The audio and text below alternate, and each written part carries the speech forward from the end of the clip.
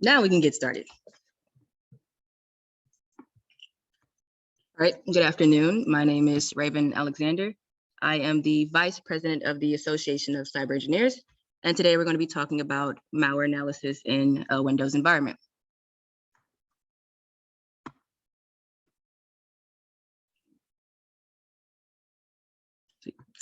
As a disclaimer, the Association of Cyber Engineers meetings may contain content that would be illegal to perform on unauthorized networks or systems. ACE accepts no liability, so as a synopsis, if you get caught, it is your fault, and we are not at fault. So let's hop right in. My mouse not working. Oh. So as an overview, we're going to start with talking about what is malware analysis. Then we'll go into the different methods of analysis, so static, behavioral, or dynamic, and then automated analysis. And then finally, we'll finish today's workshop with a demonstration of a static analysis. And then we'll finish with some questions. So moving right along, what is malware? We've talked about this in previous presentations, but as a brief reference, malware is any software that's intentionally harmful to a computer, network, or server. So for example, Internet Explorer is not malware because it's not intentionally harmful. However, I feel like it's harmful to my soul, but we have to keep it on our computers. But yeah, so there's multiple different types of malwares. There's Trojans, viruses, ransomware, spyware, worms, a lot of viruses, and they can range from doing various different things to extracting data or stealing data, encrypting data, hijacking computer functions, and basically whatever the attacker wants the malware to do. And so that's why we need malware analysis or malware analyzers. So what is malware analysis? Malware analysis is the process of determining the functionality, origin, and impact of malware. So that could be what the malware is doing, how the malware functions, what is its purpose, is it stealing information, is it encrypting information, is it ransomware? And hopefully through that analysis, you can determine attribution, intent, and like I said, functionality, right? So how do we analyze malware? We analyze malware using multiple different analysis methods, but today we'll talk about 3 different ones. So we have our static, our dynamic or behavioral, and our automated analysis.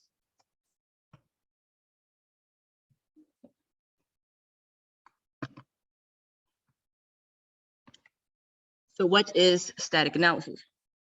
Static analysis is the examination of malware without executing it. So generally, you would look at any constant information that you can find, such as strings or text that's readable in the malware.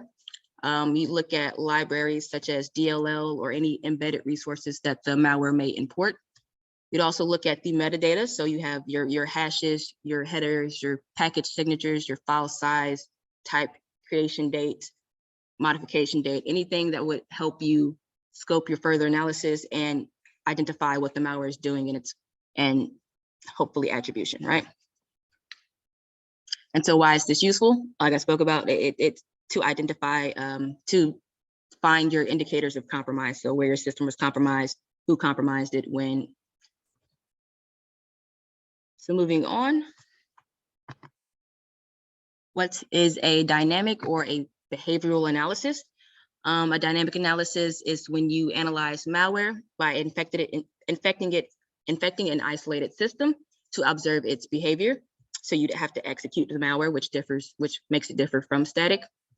And so when you're executing this malware, you're looking for specific things such as registry activity, process activity, file activity. So if it adds, creates, edits, deletes any files, you'd also want to look at network activity. So for example, if your malware is communicating with let's say, a server that's on a different system. So if it's sending your information from your system to a different system, such as like a command and control server, then you want to look at the network traffic to hopefully find attribution and determine the malware's intent. So what it's stealing, how is it stealing it, where is it sending it to? And in terms of passive versus active dynamic analysis, a passive dynamic analysis would be when you execute the malware and have your monitoring systems running to look at different processes, the registry activity, file activity, network activity. However, you would not manually interact with this malware. Whereas an active dynamic analysis would be when you would give your system certain stimuli to see how the malware reacts. So for example, if you notice that your malware is opening or looking for certain files, maybe it's looking for credentials, right? So let's say it's looking for your mail credentials, so it's opening Outlook, things like that. So you might log into a fake Outlook account to see what it does once it finds some credentials and where it puts those credentials, where it sends it to. And so that would be how you would conduct a dynamic analysis. So moving on to a automated analysis. An automated analysis is an analysis of malware with autonomous tools. So these tools can be VirusTotal, which is a website that allows you to upload malware or give it the malware hashes, and it retrieves public reports of previously identified malwares with similar tactics or techniques, and it gives you a verbose report of other individuals' experience with this malware. And hopefully from that, you can help scope your further analysis and determine intent and attribution. And so similar to a dynamic analysis, when you conduct an automated analysis, you're looking for similar things, such as registry keys, file activity, network activity, process activity, and things of that nature.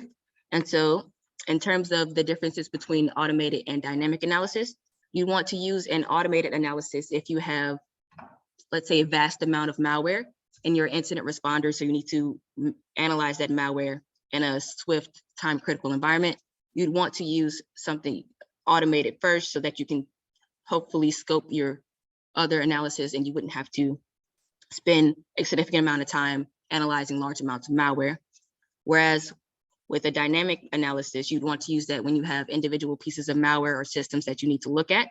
And with a dynamic analysis, you'll typically get more pertinent information. So for example, with a dynamic analysis, you could interact with the malware where you couldn't do that with an automated analysis or with just importing it or putting it on a public system, right? So before we get into the demonstration, we'll go over some terminology. So I might say that a file is packed or it has a packing, and this means that a file is compressed, similar to a zip archive. So typically you can determine whether a file is compressed or not by looking at something called its entropy, which is just the measure of randomness of data in a file. So entropy is measured from 0 to 8, and files or malware with high entropy would typically be packed or have random data, whereas files or malware with lower entropy towards 0 are typically not packed, right? So before we start a demonstration, we'll go over some tools. So I'll be doing this static analysis in a Windows 7 virtual machine. I'll be using some specific tools that are used to analyze Windows executables. So we use Detected Easy. Detected Easy is a tool that helps determine file type and properties such as entropy and whether it's packed, and hopefully to identify what packer is used to pack it. I'll be using Ollie Debugger to step through the code and hopefully get a better understanding of what our malware is doing and how it functions. I'll be using proc dump or process dump to dump the process to memory if we need to. So for example, if malware is packed, there's multiple ways to unpack it. You could use, if you're able to identify the packer that's used, you can use that proprietary tool to unpack it, or you could execute the malware in hopes that it would unpack itself and then dump it from memory, and then you'd have the unpacked version and you'd be able to get more information. And then finally, we're going to be using strings, which allows us to view the human readable strings of the malware. And we'll be using a hex editor to look at the hex data and see if anything we get from the hex data differs from the strings that we're able to get, right? So before we start the demonstration, are there any questions? Good, sweet. So I'm gonna switch to my virtual machine.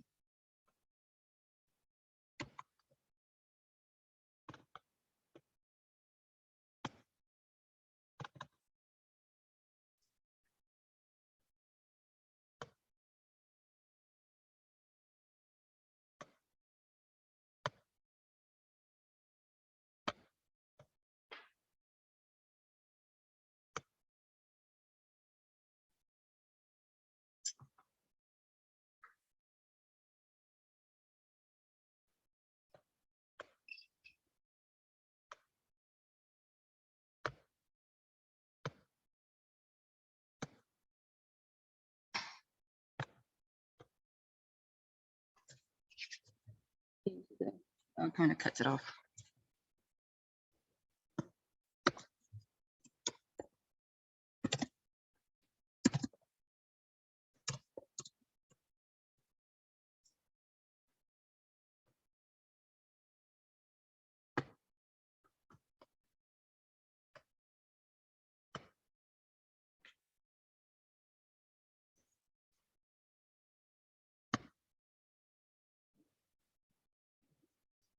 Yeah.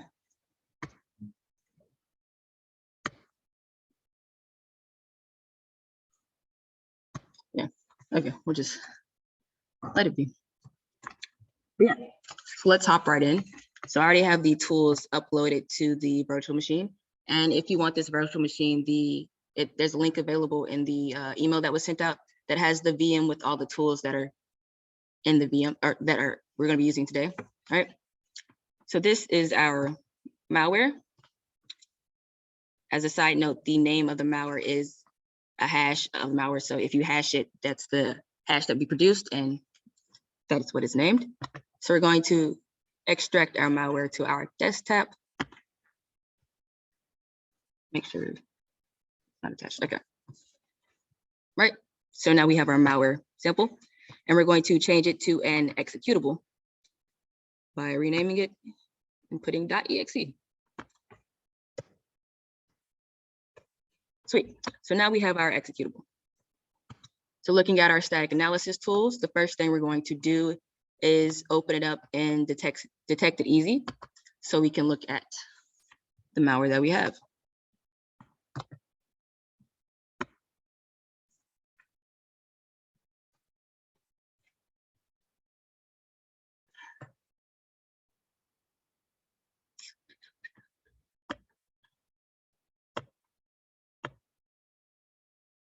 Right. Let's make that full screen. Are you able to see that? All right. So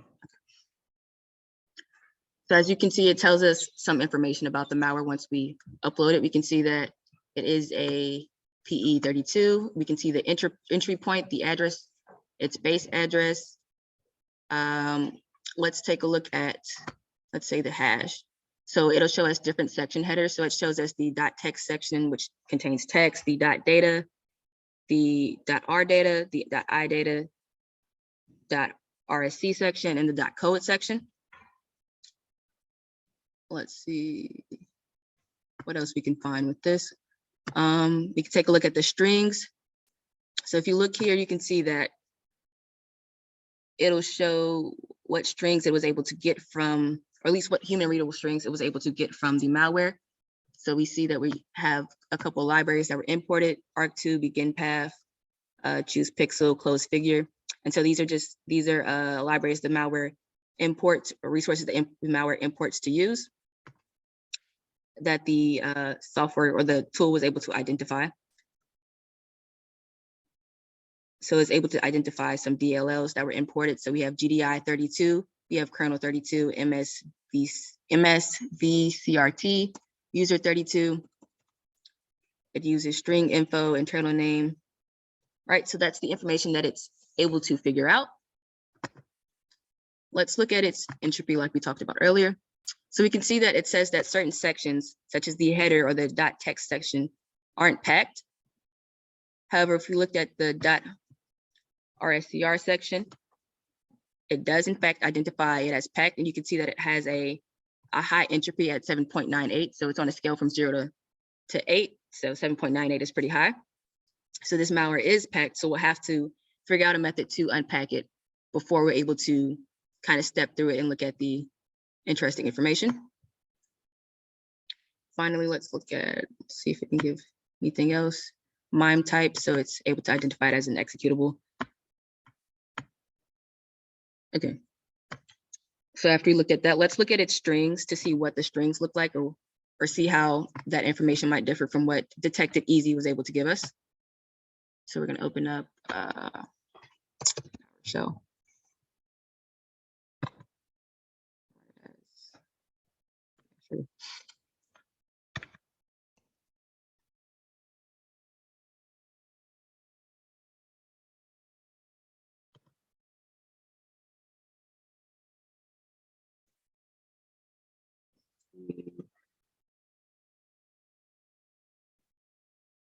strings. Here we go. We'll just chuck this here to make it easier to find.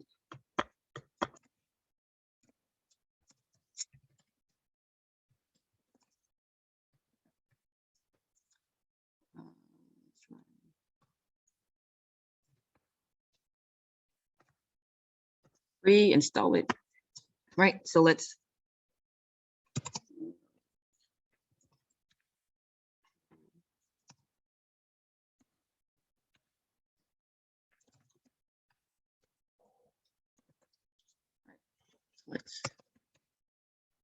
execute strings. Oh,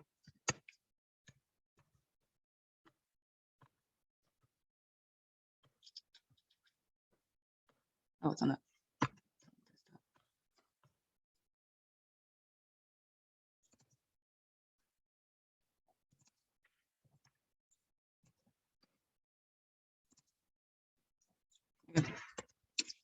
So we'll execute strings on our malware, and we'll pipe the output to, let's say, strings output unpacked packed.txt. Right. So let's look at what is able to figure out with that.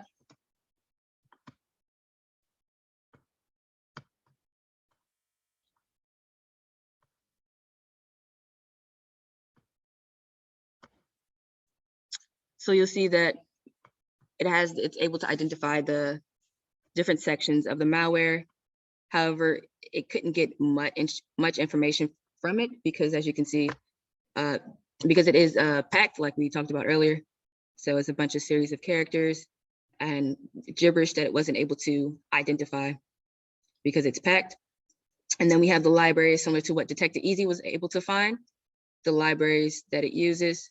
And it probably uses these libraries to unpack itself, which is why they're visible while the malware is still packed. So yeah, you see how it's just random data, which is why it showed as a high entropy. Yeah, so let's see if we can unpack this malware. So to unpack this malware, the first thing we're going to do is execute it, because the easiest way, or at least the easiest way I find, is to execute the malware, dump it from the memory, and then look at the unpacked version. So we're going to do that, and we're going to do that using the tool called procdump. That's a Windows sysinternals tool, and that'll allow us to dump any processes from memory.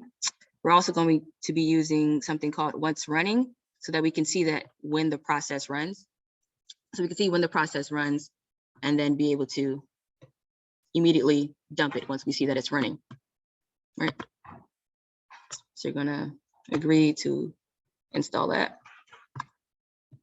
I'm gonna prepare our environment by opening up PowerShell, proceeding to our desktop, and then having procdump ready to run with the name of the process, which should be the same name as the malware,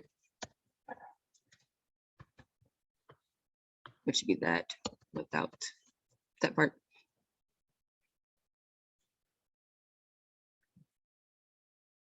Right. Then we're going to open what's running, so that we can look at the process and see when it's running.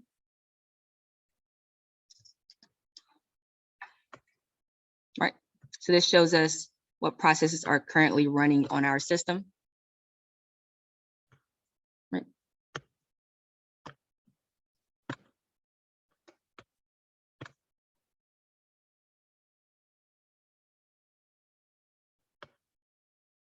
Sweet. So that's ready. So let's double click and execute it. And when we execute it, you should see that it should pop up in this tray right here.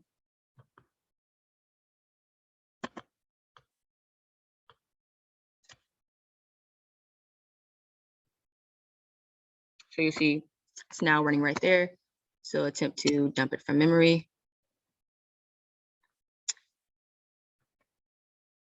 We were able to dump it, and now we're going to attempt to kill it. Sweet. Let's take a look at that memory dump we just made. Let's look at the strings of the memory dump, because I think that's the most interesting. So we'll run strings on, let's see.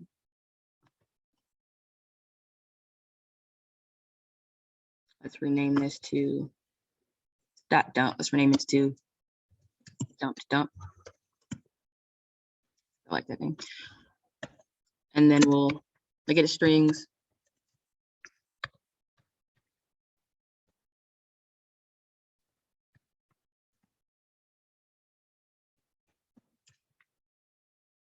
Dump. We're going to pipe the strings to strings for out unpacked.txt. All right, let's take a look at that. So as you can see, we get a lot more information than we did last time. We can see that this malware thinks it's Pacific Standard Time. We can see that it uses a little bit more libraries or DLLs that we previously thought. So it uses NTDLL, kernel 32, kernel base, GDI 32, user 32. So it uses a lot more DLLs than we were able to find previously. We're also able to see it was able to locate where it's at. So it's able to locate itself. Let's see what else we can find. So we see some type of formatting. So when something fails or an assertion fails, it formats it like this to identify the file in the line. Some of it's still packed. Let's see. So we have the libraries that we looked at previously that we were able to find. Let's see. To find anything else.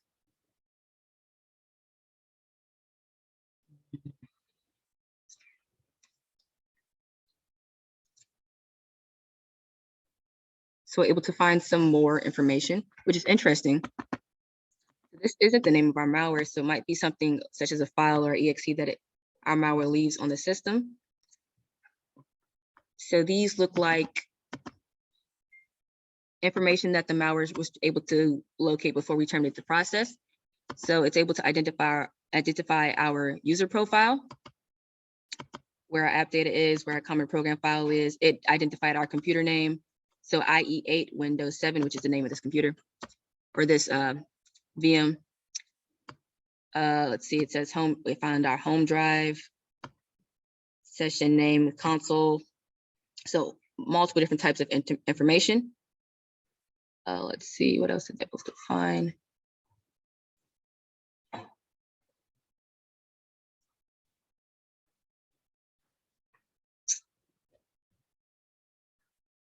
We see that it looks at registries. So it looks at the session manager registry, looks at Wednesday 0, it looks at versions, and that's all we're able to find from unpacking it this time. However, it looks like, given the randomness of the data, that it might still partially be packed. So we're going to try executing again and seeing what we can get from executing again and dumping again. All right, so we're going to have that ready.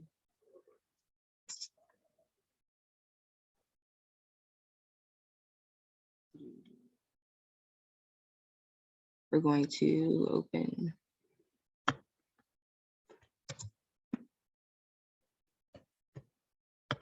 what's running so we can see the process is running.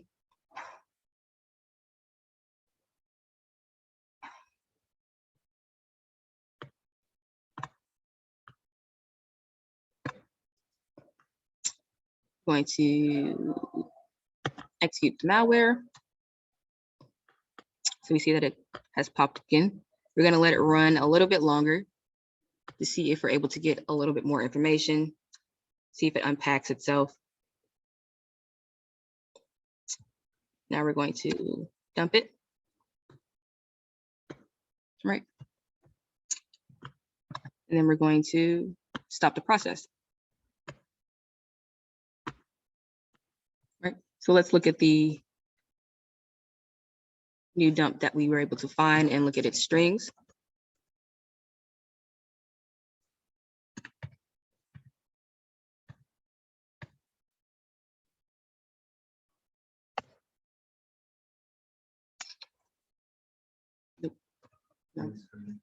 Yeah.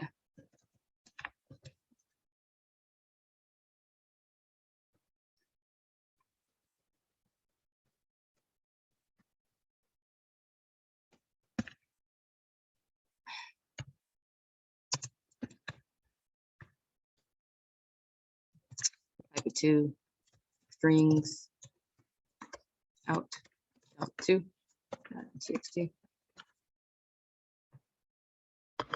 We'll look at this. All right, so same information. Let's see, able to find anything else. Let's see, we can see that it looks at the cache. Same formatting. It looks at documents and settings.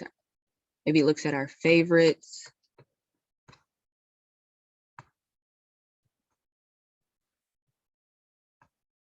This is interesting. So this is different from last time. You can see that it looks at a registry key. It looks at our current version.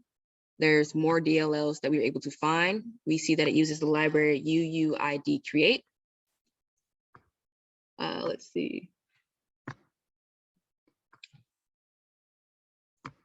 We see that it looks at reg edit, looks at our firewall policy, which is dangerous, looks at our virtual store, checks to see or has some type of formatting for if Microsoft enabled is, or Microsoft Office is enabled.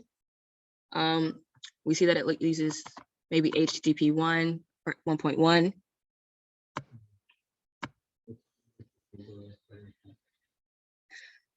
Yeah. We see it uses Git. It uses something called index_git.php. So maybe that's a file it leaves behind or some type of formatting. We see that it looks for a specific key, looks for a specific action to add an FTP. So it looks for FTP host, FTP login information, FTP password information. Let's see, it looks at Microsoft Outlook. So this is interesting. So it has two files in here, .temp, ms, well, that are the same thing, but .temp. So maybe that's a file that it leaves behind, mswq.temp. So that would be something we look for when we were doing our dynamic analysis. We see that it looks for secure FX. It looks for FTPs. So it looks for FTP servers. It seems to be looking for maybe FTP sites or has some type of way of storing FTP sites that it might find. It looks for FTP commander. So yeah, it's definitely looking for information, host, port, user information related to FTPs. It's looking for passwords. It's looking for, it has commands in to print working directory. It's looking for a connection. So again, host, username, password. Probably tries to log in with using anonymous to see if it, or checks to see if it's anonymous. It looks for emails. So the malware is definitely looking to gain any information from at least FTP services or FTP credentials that it can find. Let's see, looks at the last server pass. So yeah, it's definitely looking for FTP information. Let's see if you can find anything else.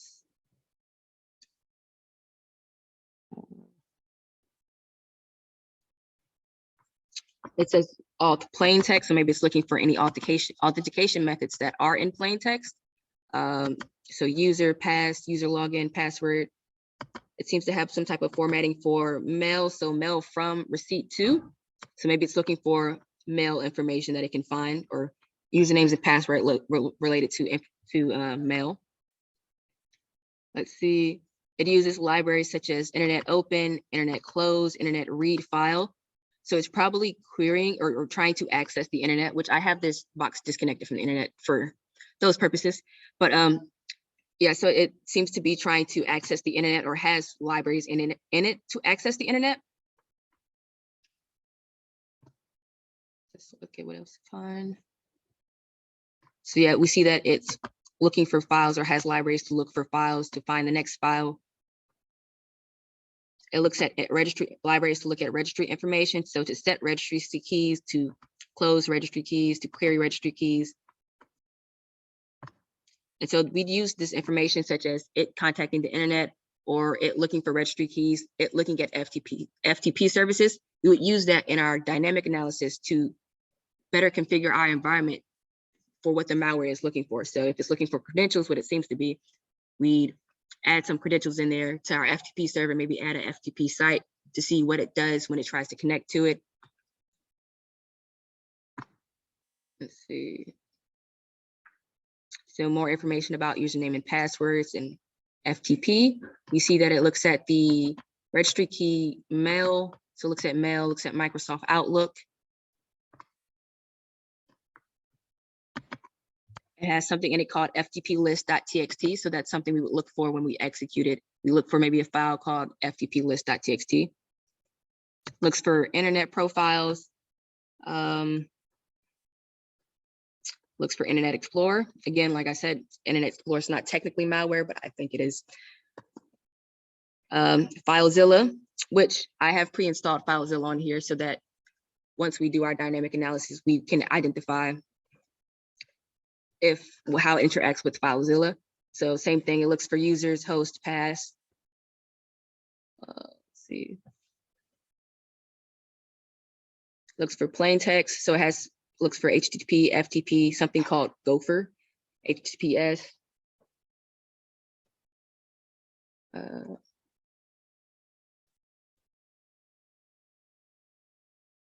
Step through this, see if we can find anything else.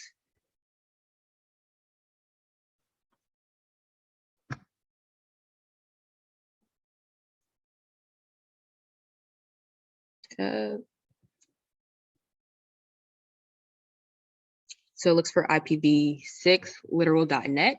So that would be something that we look for.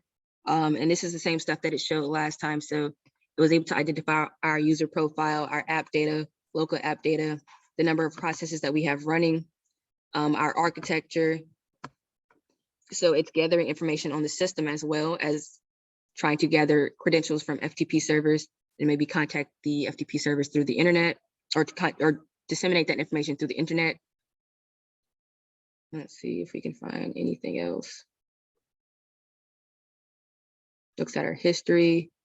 So it has some formatting for email address, so user at domain. Looks for cached credentials.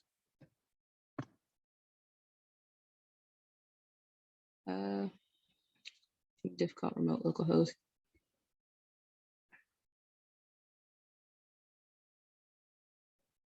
So it looks for more registry keys, looks for specific events. And that seems to be the end of the process dump. So yeah, so now we know that it's looking for credentials, it's gathering information on the system, it's looking for if you have an FTP, and it's accessing the internet, or at least attempting to access the internet with HTTP. So those are some indicators of compromise that we might look for if we're trying to set up a profile of this malware. So let's look at, why is it trying to update?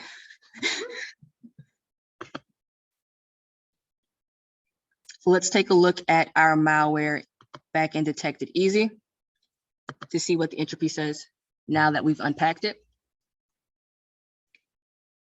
So import this.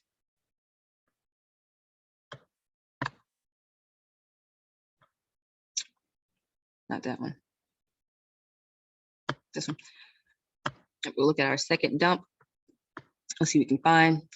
So with our dump, it wasn't able to find the entry point or base address, and that's probably because we dumped it from memory, so it wouldn't be inside of it. Let's see the strings. So like I said, it was able to identify a lot more strings similar to how we were able to find.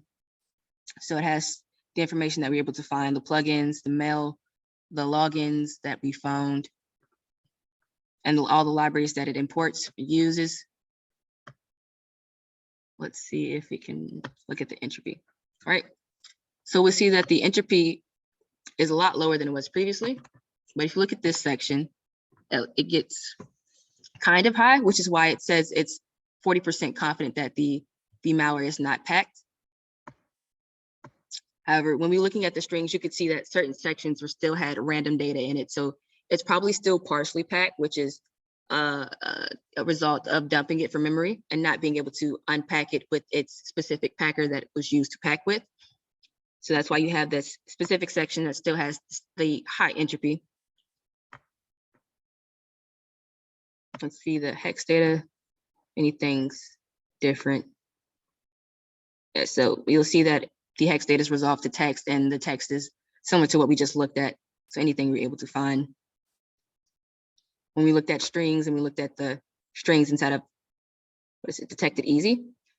Let's try demangle. Yeah, I don't think it works. But let's say any signatures. So it wasn't able to identify any file signatures. Any header information. So it says it's an application. However, it's not able to identify it as a PE anymore. And that's probably, like I said, because it's a .dump file now. So we dumped it from memory. So let's change it to a .exe file, actually. And see if it's able to better identify it.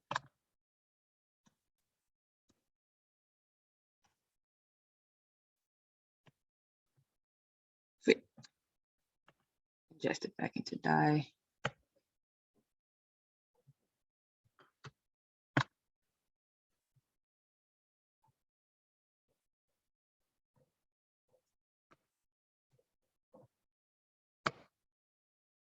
So we're able to disassemble it now, which we weren't able to do previously.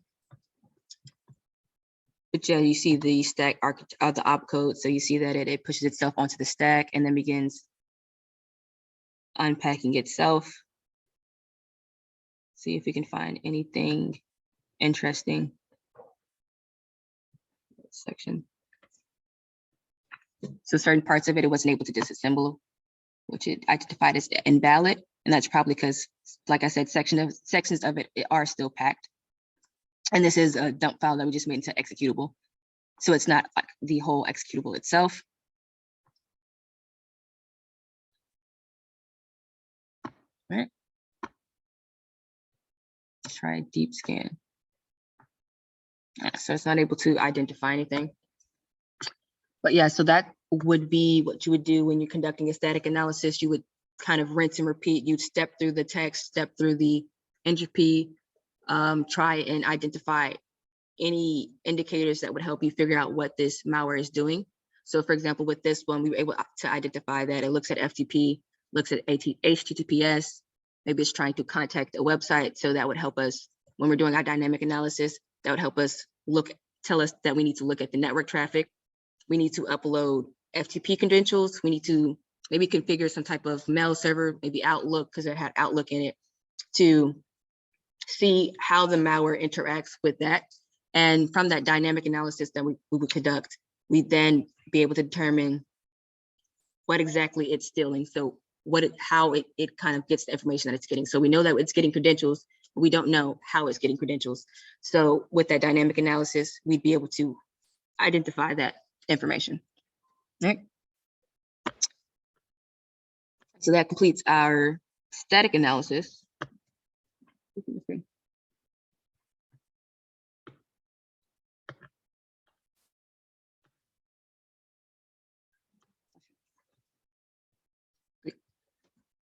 So are there any questions about static analysis?